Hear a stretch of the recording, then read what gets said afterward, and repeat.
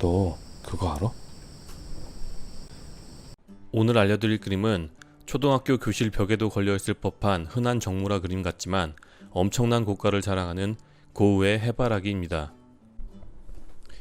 특히 고흐가 노란색을 특별히 좋아한 이유와 평생 판 작품이 달랑 하나밖에 없는 이유, 그리고 마지막으로 고흐에게 해바라기란 어떤 의미인지 중점적으로 알아보도록 하겠습니다.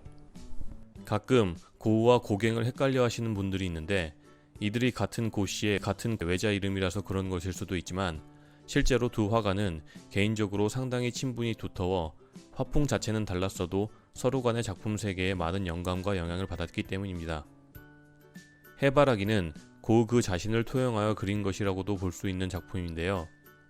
고흐는 동생에게 보낸 편지에 자네에게 작약 그림이 있고 쿠아스트에게 접시꽃이 있다면 나에게는 해바라기가 있다 라고 썼을 만큼 해바라기는 고흐가 애착을 갖고 있던 식물이었습니다. 일단 고흐는 노란색이라는 색 자체를 좋아했습니다. 만물을 있게 해주는 태양, 정열, 비옥함, 따뜻함 등 많은 긍정의 이미지를 갖고 있기 때문인데요. 고흐의 또 다른 작품인 추수하는 사람을 보면 고흐가 얼마나 노란색 성애자였는지 알 수 있습니다.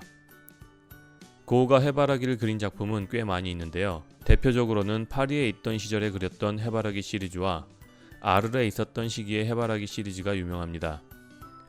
고흐가 파리에 있었던 1887년에 그렸던 해바라기 작품들은 꽃병에 담겨있지 않고 모두 잘려진 채로 바닥에 버려져 있는 듯한 모습인데 이는 당시 고흐가 사랑했던 세가토리라는 여인에게 실연을 당하고 버려진 자신의 모습이 투영된 모습입니다.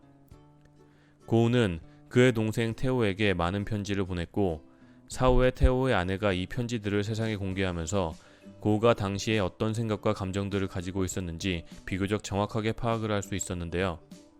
파리 시절에 보낸 편지에 해바라기를 사색하면서 편안함을 찾았어 라고 언급한 것을 보면 시련의 아픔을 해바라기를 그리면서 위안을 얻었음을 알 수 있습니다. 파리 생활을 접고 고흐는 아르리라는 작은 도시로 가서 해바라기 꽃들 옆에 있는 작은 집을 임대하고 집을 온통 노란색으로 칠한 후 이를 노란집이라 이름 짓고 그가 평소에 좋아하던 12명의 동료 화가들에게 함께 생활할 것을 제안합니다. 그중 유일하게 부름에 응한 것이 고갱이었습니다. 가장 많이 알고 계시는 작품은 아르레에 있던 시기에 이 12송이 해바라기라는 작품인데요. 실제로 12송이 해바라기 작품에는 12송이가 아니라 13 혹은 14송이의 해바라기가 있습니다. 그럼에도 이름이 12송이 해바라기인 이유는 고흐가 동생에게 보낸 편지에 요즘 12송이 해바라기를 그리고 있다라고 직접 숫자를 언급하였기 때문입니다. 아를로 부른 12명의 동료 화가 12송이의 해바라기, 뭔가 느껴지시는 게 있으신가요? 혹자는 고흐가 어렸을 적 전도사를 했을 만큼 신실한 기독교 신자였기 때문에 예수님과 12제자에서의 12로 종교적 의미를 내포하고 있다고 해석하는데 특히 누가 봐도 12송이가 아닌 해바라기를 12송이로 이야기했다는 점에서 나머지 하나는 12제자와 자기 자신이지만 감히 자기 자신을 12제자와 함께 언급할 수 없기에 그냥 12송이로 이야기한 거라고 하거나 14송이로 보는 쪽에서는 12제자 더하기 예수님 더하기 고흐 요렇게 14명인데 예수님하고 고흐는 12제자랑 동일 레벨이 아니니까 뺀 거다 라고도 합니다. 한 작품만 이런 것이라면 그냥 단순 실수라고 보겠지만 고흐가 동생에게 14송이의 해바라기라고 그린 그림에서는 누가 봐도 15송이가 있는 걸로 보아서 이것은 고흐가 일부러 의도한 것이 아니냐는 추측을 낳게 되는 것입니다. 이 새끼한테 입만 벌리면 거짓말이 자동으로 나와.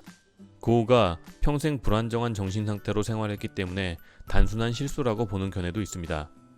파리에서의 해바라기 시리즈가 어둡고 다소 우울한 분위기가 느껴지는 반면 아르레 해바라기에는 있는 그대로의 모습을 그렸기 때문에 시들고 있는 모습의 해바라기가 있음에도 불구 마치 태양의 그것처럼 밝고 강렬한 분위기가 느껴집니다. 반고흐는 물감을 두껍게 덧칠하는 임파스토라는 기법을 사용하였는데 이를 통해서 사물의 질감까지 느껴질 수 있도록 표현하였습니다.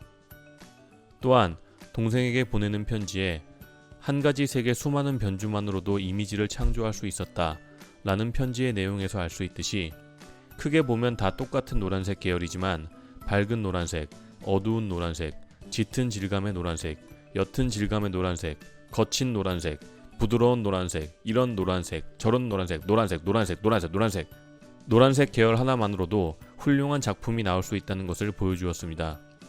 고흐는 평생을 힘들게 살았던 화가였습니다. 남들과 다른 정신세계를 가졌던 고흐는 마음이 맞는 사람들에게는 자신이 그린 그림을 그냥 무료로 나눠주었고, 마음이 맞지 않거나 모르는 사람들에게는 터무니없이 높은 가격을 부리며 아예 그림을 팔지 않았습니다. 때문에 고흐 생전에 남에게 팔린 그림은 아르레 붉은 포도밭 딱 한 점밖에 없었는데, 이마저도 고흐가 직접 남에게 판 것이 아니라 고흐에게 선물로 받은 그림을 동생 테오가 판매한 것이었습니다. 경제적인 능력이 없던 고흐를 위해 동생 테오는 자신도 그리 풍족하지 않았으면서도 매달 고흐에게 생활비와 작업비를 보내주었다고 합니다. 정말 부처님이 따로 없군요. 어쨌든 고흐는 항상 경제적으로 궁핍했고 정신병과 알코올 중독, 실연으로 고통받았으며 대인관계도 원만하지 못했죠. 그래서 고갱이 자신의 부름에 응했을 때 그를 위해서 해바라기를 그렸을 만큼 기뻐한 것인지도 모르겠습니다.